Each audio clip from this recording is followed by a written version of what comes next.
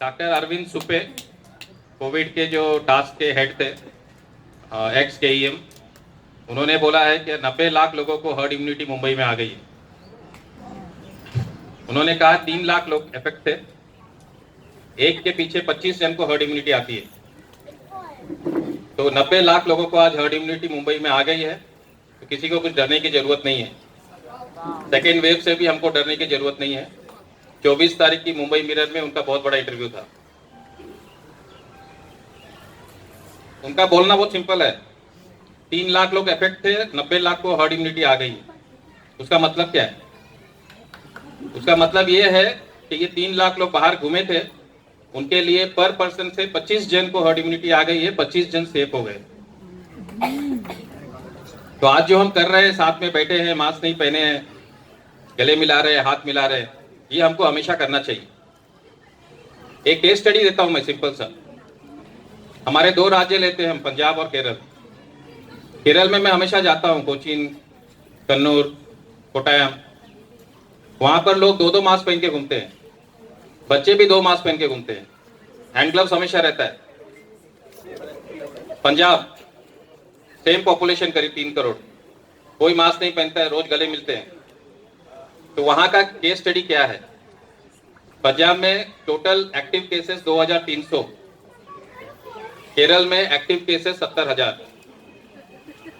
पंजाब में daily cases 200, Kerala में daily cases 5,000। Punjab का टेम्परेचर क्या है अभी? 7 से 17। केरल का टेम्परेचर क्या है अभी? 27 से 35। तो जहां पर ठंडी है, जहां लोग मास्क नहीं पहन रहे, जहां पर सब गले मिल रहे हैं, वहां पर कोविड का नामो निशान नहीं है। तो ये हमको क्या बताता है? हमारा ही देश हमको क्या बताता है? केरल में क्यों फैल रही है? लोग ये नहीं समझ रहे हैं कि मास्क पहनने से आपका इन्फेक्शन बढ़ेगा। जितनी देर आप मास्क पहनोगे आपका इन्फेक्शन बढ़ते जाएगा। वही बाद में RT-PCR टेस्ट आपको पॉजिटिव बताएगा। केरल के कुछ हेल्थ ऑफिशियल से भी हमने मिले थे और हमने उनको राय दिया कि आप जाके पंजाब जाके आइए। दूसरा, कल आजाद मैदान में मुंबई में पूरे महाराष्ट्र से करीब 30,000 फार्मर्स आए। फार्मर्स रैली चल रही है दिल्ली में। मैं ये बताना उचित समझता हूं कि फार्मर हमारे लिए भी लड़ रहे हैं। ये फार्म के 3 बिल क्या है, संक्षिप्त में बता देता हूं। पहला बिल है कि फार्मर्स लोग APMC मार्केट के बाहर बेचना लीगल कर दिया गया है। APMC मार्केट्स में उनको गवर्नमेंट का MSP रेट मिलता है, बाहर नहीं मिल पाता है, तो उसके लिए वो लड़ रहे हैं। दूसरा है कॉन्ट्रैक्ट फार्मिंग। कॉन्ट्रैक्ट फार्मिंग तो अभी भी चलता है। इतने बड़े बड़े हमारे फूड्स इंडस्ट्री है, बिग बाजार है, बिग बास्केट है, डीमार्ट है, सबका कॉन्ट्रैक्ट फार्मिंग चलता है। तो नए बिल लाने की जरूरत क्या थी? कॉन्ट्रैक्ट फार्मिंग से नुकसान हमें है। मैं जिधर रोज काम पे जाता हूँ, विलेज का नाम है दहागांव, शाहपुर में है, बहुत फेमस है शिमला मिर्ची के लिए। वहां पर कॉन्ट्रैक्ट फार्मिंग होता है। जिन लोग कॉन्ट्रैक्ट देते हैं, इवन डीमार्ट है उसमें, उन लोग को खाली बड़ी शिमला मिर्ची चाहिए, छोटी नहीं चाहिए। तो फार्मर करते क्या है? भर भर के फर्टिलाइजर्स देते हैं, भर भर के पेस्टिसाइड देते हैं, क्योंकि खाली जो बड़ा होएगा वही बिकेगा। एक कड़ा लिया उन्होंने, कड़ा, और कड़ा के अंदर जो नहीं जाएगा वही ले जाते हैं। वहां के सब फार्मर्स, सब 100% फार्मर्स अपने उगाए चावल, अपने उगाए शिमला मिर्ची नहीं खाते। वो शहरों में आते हैं, हम खाते हैं। तो कॉन्ट्रैक्ट फार्मिंग का ये एक हमारे लिए इफेक्ट पड़ता है। क्या एक फार्मर्स विल बी फोर्स्ड कि उनको GMO यूज करें। जो आज Modi ji bio fortified seeds बोल रहे हैं, वो कुछ नहीं है, GMO। पूरा अमेरिका में यही हुआ, 1980s में यही कानून आए, पूरे छोटे फार्मर खत्म हो गए। जब 36% अमेरिका में स्मॉल फार्मर्स थे, आज 2% है। और पूरा अमेरिका में GMO चलता है, सबको पता है कितने बीमार देश है। तो वो हमसे, हमारे लिए भी लड़ रहे हैं। तीसरा लड़ रहे हैं essential commodities act. Essential commodities act में जो हमारे चावल, गेहूं, दाल, तेल, ऑनियन, शुगर, ये सब में आप जमाखोरी नहीं कर सकते। अभी ये जमाखोरी का जो लॉ है, हमको बहुत दिन तक हमारे गरीब देश को सपोर्ट किया है। अभी ये लॉ निकाल दिया गया है, कोई भी जमाखोरी कर सकती। सरकार ने क्या कहा है कि अगर रेट डबल हुआ कोई चीज का, एसेंशियल कमोडिटीज एक्ट में 22 चीज थी, तो कोई रेट डबल हुआ तो हम इंटरवीन करेंगे, नहीं तो नहीं करेंगे सालाना। यानी आज जो 10 रुपए की चीज मिलती है, 20 होएगा तो गवर्नमेंट इंटरवीन करेगा, 19 करेगा तो नहीं होएगा। अगले साल 19 का 38 होएगा तो गवर्नमेंट इंटरवीन करेगा, 37 होएगा तो नहीं करेगा। 38 का डबल 76 होएगा तो गवर्नमेंट इंटरवीन करेगा, 75 होएगा तो नहीं होगा। यानी क्या होगा कि जो 10 रुपए में आज चीज मिल रही है, 3 साल बाद तो 75 रुपए में मिलेगी, फिर भी गवर्नमेंट इंटरवीन नहीं करेगा। ये डायरेक्टली हमको हिट करने वाला है, हमारा गरीब देश को हिट करने वाला है। इतने पूंजीपति क्यों ये फूड चेन में आना चाहते हैं? बिकॉज सबसे बड़ा बिजनेस है फूड चेन।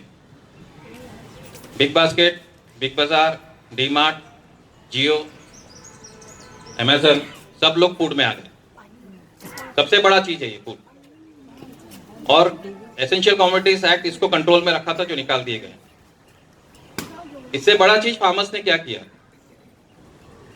सब लोग बोलने लगे थे सेकेंड वेव आने वाला है, सेकेंड स्ट्रेन आने वाला है, यूके का तो आज हाल खराब है। लेकिन फार्मर्स लोग जो वहां जाके बैठे, उन्होंने ये भ्रम तोड़ दिया कि भाई आप साथ में रहोगे तो कोविड होएगा, गले मिलोगे तो कोविड होएगा। ये भ्रम उन्होंने तोड़ दिया। उनके वहां रहते हुए हमारे इंडिया में जो प्लान था जनवरी, फरवरी, मार्च में सीवियर लॉकडाउन का, वो नहीं हुआ। हम सब उनके आभारी हैं, उनके हम पैर छूते हैं कि उनके लिए हमारा सेकेंड लॉकडाउन नहीं हुआ। फर्स्ट लॉकडाउन में कितने बेरोजगारी बढ़े, कितने लोग मरे, उसका जिम्मेदार कौन है? आज ये प्रूव हो रहा है कि करीब 1.5 लाख लोग कोविड से मरे। लास्ट ईयर 2020 में भी टीबी से 5.5 लोग मरे, निमोनिया से 3 लाख लोग मरे, मलेरिया से 3.5 लाख लोग मरे। ये सब वायरसेस ही है। तो 1.5 लाख के लिए पैंडेमिक कहां से हो गया? लॉकडाउन क्यों किया गया? मेरे आप सबसे विनती है कि द ग्रेट रीसेट पढ़िए, 2030 ग्रेट रीसेट पढ़िए। वर्ल्ड इकोनॉमिक फोरम में 2017 में जो पास किया गया है कि 2030 तक वर्ल्ड पॉपुलेशन 4 बिलियन पीपल होना चाहिए, जो आज 8 बिलियन है, उसके बारे में रिसर्च कीजिए। क्यों 200 कंट्री ने साथ में मिलकर लॉकडाउन किया जबकि ये फेक है? उसके बारे में रिसर्च कीजिए। जैसे मैं पहले ही बताया, doctor Arvind Supe ex KEM general है आज जसलोक में, वो बता रहे हैं कि हर्ड इम्यूनिटी आ गई। कैसे? बिकॉज लोग घूमे फिरे तो हर्ड इम्यूनिटी आई।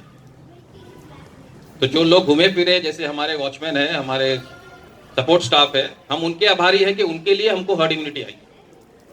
हम तो सब डर के घर पे चुपके बैठे। और ये भी बताना चाहता हूं कि चमत्कार हो रहा है। आप सब लोग एक चमत्कार देख रहे हो इधर ही, ये इंस्टेंट में। क्या चमत्कार है? मैंने मास्क नहीं पहना, मैंने कभी सैनिटाइजर नहीं लगाया, मैं हमेशा घर से बाहर ही रहा, स्टे होम स्टे सेफ नहीं किया। सब कोरोना पेशेंट के घर पे गए, चालियों में गया मैं, बस्तियों में गया मैं, झोपड़पट्टियों में गया मैं, लोग को बचाने के। तो मैं जिंदा हूं। सरकार के हिसाब से तो मैं मर जाना चाहता था, मैं जिंदा कैसे? यही चमत्कार है? नहीं। जो सरकार नहीं बोलती मैं बोल रहा हूं। डॉक्टर अरविंद सुपे ने भी परसों यही बोला, हम लोग कोई इम्यूनिटी की तरफ काम नहीं किए। आधा घंटा एक्सरसाइज, अच्छा खाना, फ्रूट्स वेजिटेबल्स 50%, वो हमने किसी ने नहीं किया। ये अगर हम करेंगे तो हमको कोई भी इन्फेक्शन नहीं होगा। इन्फेक्शन से मैं आता हूं डॉक्टर सौम्या स्वामीनाथन, हमारे ICMR के एक्स डायरेक्टर जनरल, आज वो WHO के चीफ टेक्निकल साइंटिस्ट है। उन्होंने क्या बोला है कि जो वैक्सीन आ रही है वो आपको इन्फेक्शन से नहीं बचाएगा, ट्रांसमिशन से नहीं बचाएगा, आपको सीवियर सिम्टम से नहीं बचाएगा। तो फिर वैक्सीन है क्या? क्यों आधार पूना वाला बोल रहे हैं कि मार्च अप्रैल से ही मैंने 5 करोड़ वैक्सीन रेडी रखा था? तभी तो वायरस के बारे में लोगों को ज्ञान ही नहीं था। तो मार्च अप्रैल में ये कोविडशील्ड वैक्सीन कैसे बन गई? कोविडशील्ड वैक्सीन का एक बंदा जो खुद आया था टेस्ट के लिए चेन्नई में, उसकी याददाश्त खो गई, आपको पता है शायद। 5 करोड़ का उसने सीरम इंस्टीट्यूट पे केस किया, सीरम इंस्टीट्यूट ने उल्टा 100 करोड़ का केस कर दिया उसको। कोवैक्सीन जो है भारत बायोटेक बना रही है, भारत बायोटेक भी प्राइवेट कंपनी है, नाम भारत बायोटेक है। उससे एक हेल्थ वर्कर मर गया, उसने हैदराबाद में FIR फाइल किया है कि ये बिके नहीं, उसकी फैमिली ने FIR फाइल की। तो मैं सबसे विनती करता हूं कि मैगी में अगर लेड आ गया तो हम मैगी नहीं खाएं। तो वैक्सीन लगाने के पहले उसमें क्या इंग्रेडिएंट्स है उस पर ध्यान जरूर दीजिए। थोड़ा मैं बता देता हूं उसमें क्या है। भारत देश सबसे ज्यादा वैक्सीन बनाता है, सारा दुनिया को वैक्सीन भारत देश देता है। तो ये एक साइंटिफिक ये नहीं है कि कोई टेक्नोलॉजी तो बाहर से आती है। तो भारत देश में वैक्सीन क्यों ज्यादा बनता है? क्योंकि भारत देश में सबसे ज्यादा गाय है। वैक्सीन बनाने के लिए गौ माता को उल्टा लटकाया जाता है, उसका पेट काटा जाता है, उसमें से बछड़ा निकाला जाता है, जीवित बछड़े को पेट से निकाल के उसका हार्ट से ब्लड निकाला जाता है। इसको बोलते हैं BBS, FPS। ये ICMR का साइट में जाइए, दोनों वैक्सीन का जो इंग्रेडिएंट्स है उसमें लिखा हुआ है BBS है। अभी तक ये वैक्सीन बनाने के लिए लास्ट ईयर में 4 करोड़ गायों को इस हिसाब से इंडिया में मार दिया गया है। हम लोग अभी जो गौ माता गौ रक्षक के पास जाते हैं तो अभी सब मुंह का चुप्पी है, बंद है, फोन करते तो अभी फोन नहीं उठाते। तो ये वैक्सीन में गाय का खून है। सेकेंड इंग्रेडिएंट इसका मेन है human cells, human blood cells. Human blood cells भी इंडिया में बहुत मिलता है, उनको एकदम फ्रेश ब्लड सेल चाहिए। ये कहाँ से मिलता है? ये एबॉर्टेड जो एबॉर्शन होता है, ये एबॉर्शन के बच्चे का ब्लड निकाला जाता है, MER5 बोलते हैं इसको, इसका टेक्निकल वर्ड। और ये बच्चे का ब्लड भी ये वैक्सीन में है। वैक्सीन होती क्या है? वैक्सीन दवाई नहीं है। पोलियो वैक्सीन में है क्या? पोलियो का ही वायरस है। BCG वैक्सीन में है क्या? BCG का ही वायरस है। ये वायरस आपके बॉडी में डाला जाता है सो डेट आप एंटीबॉडी बनाए। तो उससे अच्छा जैसा अरविंद सुबह साहब बोल रहे हैं, बाहर घूमो आराम से, एंटीबॉडी ऐसे ही बन जाएगा। और इनको अगर आपको जिंदा रखना है, वायरस को आपके बॉडी में डालने के लिए उनको जिंदा रखना है, तो उनको खाना चाहिए। खाना क्या है? ये खून है जो मैं दो बताया, ये खून के लिए उनको खाना है। तो ये वैक्सीन प्लीज आप लोग अंडरस्टैंड कीजिए, स्टडी कीजिए। यही कंपनी है सीरम इंस्टीट्यूट, जिसके वैक्सीन अफ्रीका में गए थे और वहां पर बैन हुआ था, और टिटनस के इंजेक्शन बोल के वहां पर यंग गर्ल्स को ये इंजेक्शन दिया गया था, उनको बांझ बना दिया गया। बाद में वहां पर टेस्ट हुआ, बाद में वहां से सब फेंका गया। तो प्रश्न निकलता है, क्या वैक्सीन पहले कैसे बन गए? वायरस के बारे में पता ही नहीं, वैक्सीन रेडी है। वही उनको कैसे मालूम था कि वही वैक्सीन पास होने वाला है, वही वैक्सीन ट्रायल ओके होने वाला है? जो कमिटी ने ये रिपोर्ट स्टडी करके ओके किया है उसके नाम अभी तक पब्लिक में नहीं है। हमको नहीं पता है वो फार्मा के लोग है या किसके लोग। दोनों वैक्सीन जो बना है, Covishield serum institute, Covaxin Bharat biotech, ये दोनों का 3rd स्टेज चालू है इंडिया में। फिर भी इसको इमरजेंसी यूसेज के लिए दिया गया है। इमरजेंसी यूसेज क्या है उसका डेफिनेशन नहीं मालूम है, इसीलिए अभी हेल्थ वर्कर्स काफी लोग ये नहीं लगा रहे, बिकॉज वो समझ रहे क्या है। दिल्ली में तो 90% हेल्थ वर्कर्स लोग ने रिफ्यूज कर दिया। तो यही सब मैं चाहता हूं कि अपना हेल्थ का ध्यान रखिए, इसी तरह हम मिलते रहे, इसी तरह हम घूमते रहे। बच्चों ने जो प्रोग्राम किया हमको बता दिया कि उनमें डर नहीं है, बच्चे नहीं डर रहे, हम क्यों डरे? और again thank you very much for coming everyone, thank you all.